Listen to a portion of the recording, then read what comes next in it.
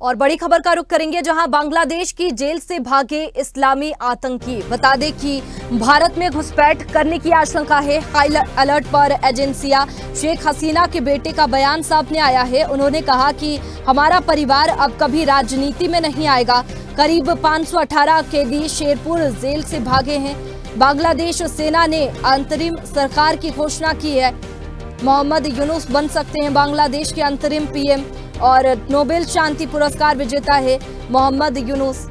ये बड़ी खबर आपको बता दें, जहां बांग्लादेश की जेल से इस्लामी आतंकी भागे हैं। भारत में घुसपैठ करने की आशंका जताई जा रही है। बता दें कि बांग्लादेश की स्थिति खराब है, चिंताजनक है, और ऐसे में भारत को भी चिंता की आवश्यकता है। लगातार भारत भी इस पर नजर बनाए हुए हैं और बैठक भी की जा रही है।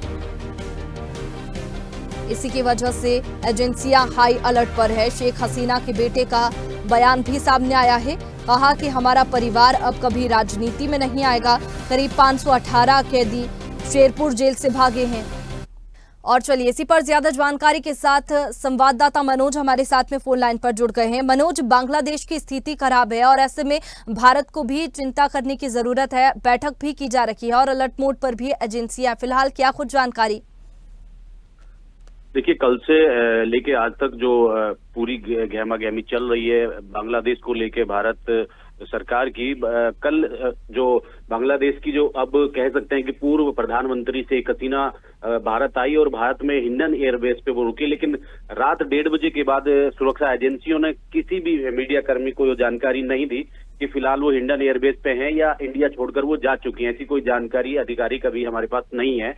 रही दूसरी बात ये कि जो आतंकी भागे हैं, टोटल जो लोग हैं वो 518 बताए जा रहे हैं, लेकिन उसमें 15 से 20 आतंकी हैं जो कई संगठनों से ताल्लुक रखते हैं। उसमें एक पाकिस्तानी संगठन भी है।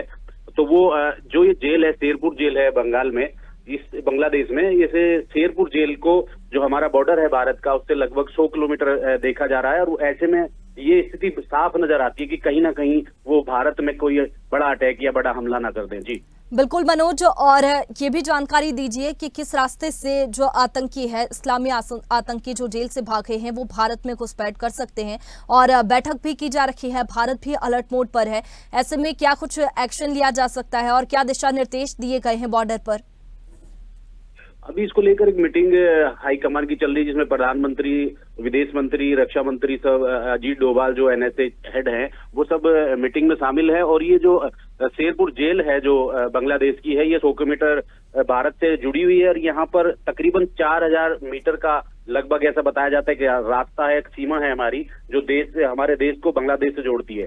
इस बीच में कई जगह नदियां भी हैं, तो कई जगह ये अंदेशा बीएसएफ लगा रही है कि पूरी अलर्ट मोड पर है वैसे, लेकिन एक अंदेशा लगाया जा रहा है कि कहीं नदी और नाले जहां पर हैं वहां से घुसपैठ की आशंका है। ऐसा ना हो कि वो आतंकी उन रास्तों से भारत में प्रवेश करें, लेकिन उसके बाद भी पूरा एहतियात भारत सरकार ने, भारत सेना ने बनाया हुआ है। पूरा जो है कर्फ्यू जैसा स्थिति वहां पर हमारी सेना ने कर दी है और अलर्ट मोड पर है पूरी। बिल्कुल मनोज, और किस तरीके से बॉर्डर पर निगरानी रखी जा रही है? क्या जो सेना का बल है वो वहां पर बढ़ाया गया है? इसके साथ ही शेख हसीना की अगर बात करें तो वे भारत पहुंची थी, इसके बाद में ये भी कयास लगाए जा रहे हैं कि वो लंदन जा सकती है, तो क्या कुछ जानकारी है?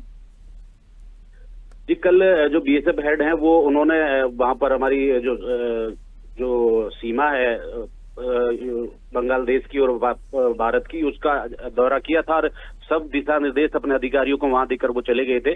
और पूरी जो बीएसएफ है वो अलर्ट मोड पर है। शेख हसीना कल एयरबेस हिंडन पर थी जो गाजियाबाद में है। इसके बाद इनका ये प्लान था कि लंदन जा सकते हैं। लंदन में इनकी बहन है, 2075 में वो शादी करके, जब ये तख्ता पलट बांग्लादेश में 3 बार हुआ, जैसा शेख हसीना के बेटे ने भी बताया कि 3 बार हम ये जो दर्द है ये झेल चुके हैं। उस टाइम पे टोटल इनका परिवार लंदन जा चुका था। इनकी बहन जो है नागरिकता लंदन के लेके लंदन में ही रह रही हैं और ऐसा कयास लगाया जा रहा था कि लंदन जाएंगी, लेकिन पेपर फॉर्मेलिटीज की वजह से रुका हुआ है। सारा जो प्रोसेस है वो रुका हुआ है और इंडियन गवर्नमेंट की अब ये स्थिति है कि वो अगर ज्यादा देर भारत में शेख हसीना को रखते हैं तो जो हमारे जो संबंध है बांग्लादेश से वो कहीं ना कहीं उनमें कोई दिक्कत ना आ जाए। जी चलिए मनोज, शुक्रिया आपका तमाम जानकारी के लिए।